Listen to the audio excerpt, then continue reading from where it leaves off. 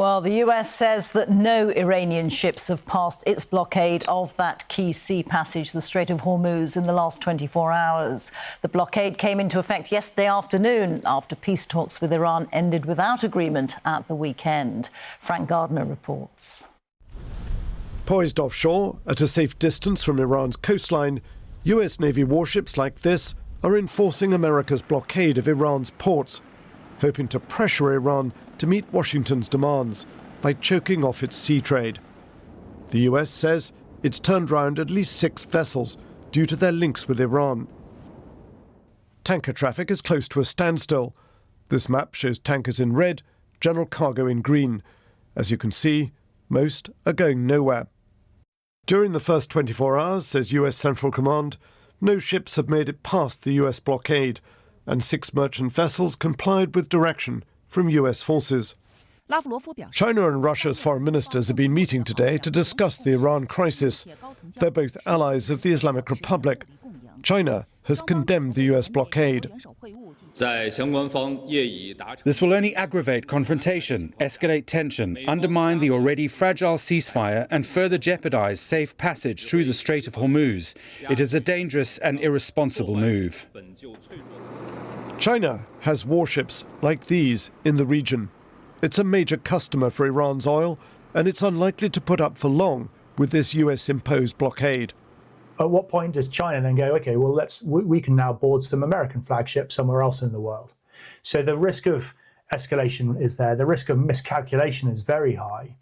And I think if there's a Chinese warship sitting off that tanker, I can't envisage a situation where you would board it. So then your blockades fail.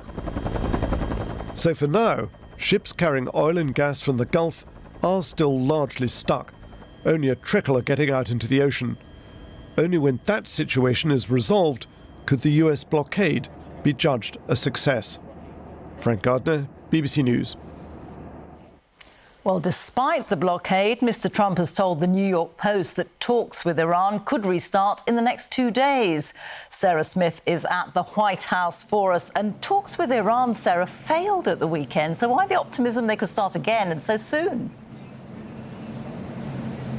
Well, very good question. Donald Trump told a reporter that they could start again in a couple of days.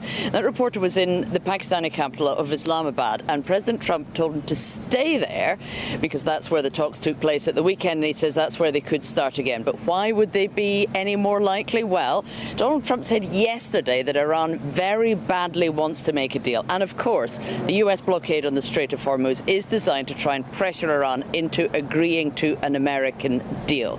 But the same 3 sticking points remain that meant that the talks could not be resolved at the weekend. They are the reopening of the Strait of Hormuz, the fate of Iran's nuclear program, which America wants it to abandon and hand over all of the enriched uranium stockpile that it has.